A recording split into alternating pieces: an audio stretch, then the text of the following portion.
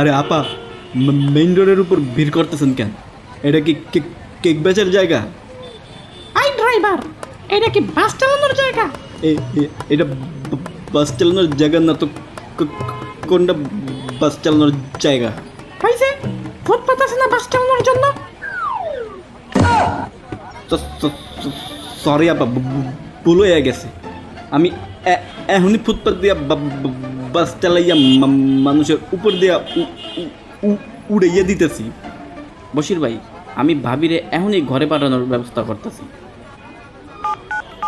hello 999